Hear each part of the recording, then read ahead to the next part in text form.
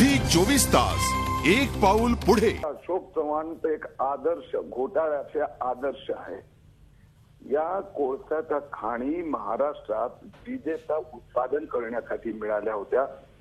अशोक चव्हाण त्यावेळी उद्योग मंत्री होते आणि महाराष्ट्र स्टेट मिनरल कॉर्पोरेशन त्या उद्योग खात्याचा एक उपक्रम 4 खाणी त्या महाराष्ट्र मिनरल कॉर्पोरेशनला दिल्या गेल्या आणि त्यांनी बाजारात विकून टाकल्या।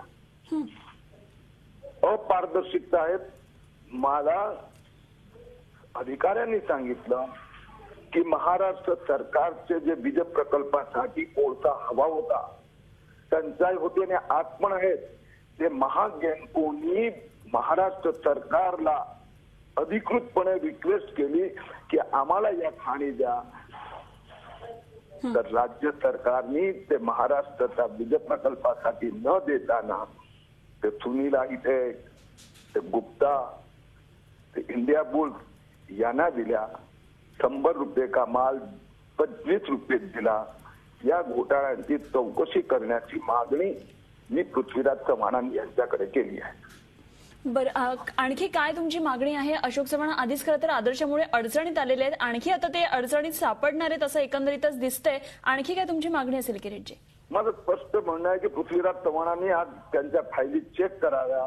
महागेनकोनी या खाणी स्वतःसाठी महाराष्ट्रात वीज प्रकल्प राज्य सरकारचा यासाठी मागितल्या होत्या का?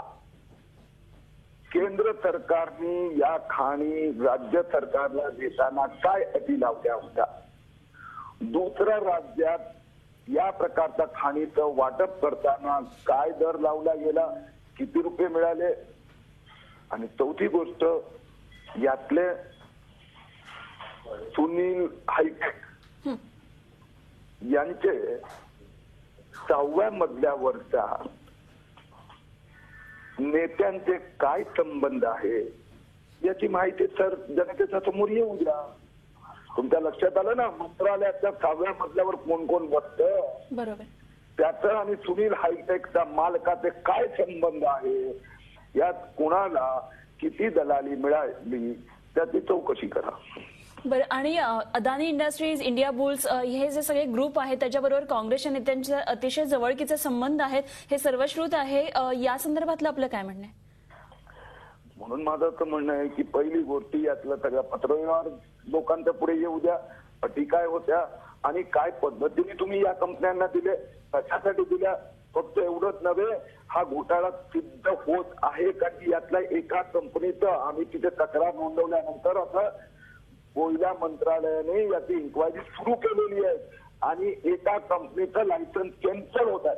हे पहा, चांगल्या कामासाठी कुणालाही दिलं असेल आणि त्यांनी वीज उत्पादनाची सुरुवात केली असेल, माझी काही हरकत नाही। योग्य दर राज्य सरकारला दिलं असेल, त्यावरून त्यांनी वीज प्रकल्प महाराष्ट्रात लावला असेल किंवा लावायची सुरुवात केली असेल आणि त्यातनं महाराष्ट्राच्या लोकांना जर वीज मिळत असेल यातली चांगल्या कंपनीने, माझी हरकत नाही। ठीक आहे, परंतु योग्य दराने दिला गेला आहे का? या कंपनीचा मालक कोण? आणि आता कोयला मंत्रालय त्याचं लायसन्स कॅन्सल करत आहे, तर याचा अर्थ तुमचं गोड बंगाल आहे हे सिद्ध होत आहे।